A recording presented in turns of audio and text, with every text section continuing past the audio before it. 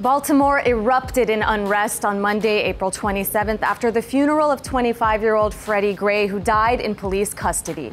Maryland's governor declared a state of emergency and deployed the National Guard to the streets. A citywide curfew went into effect the following night to last at least a week.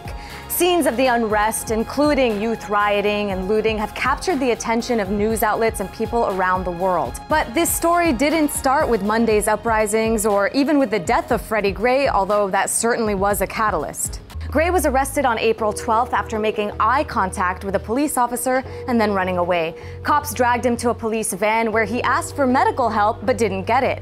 The family's lawyer says 80% of Gray's spine was severed at the neck while in police custody. He died after a week in the hospital.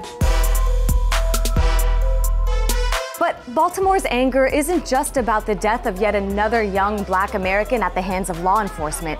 It's about being forgotten and being left with a devastated economy, a broken education system, and few options to articulate that frustration. The city of Baltimore itself is a paradox. On the one hand, it's a growing hotspot destination for millennials, while on the other hand, it's home to almost 1 in 4 people who live below the poverty line. That level of poverty is due in part to the loss of 100,000 factory jobs between 1950 and 1995.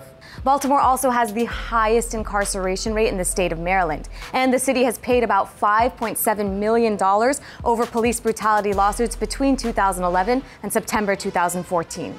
And then there's Freddie Gray's own neighborhood of Sandtown, Winchester, Harlem Park. It's the breathing symbol of the extreme conditions in Baltimore that frustrate its residents.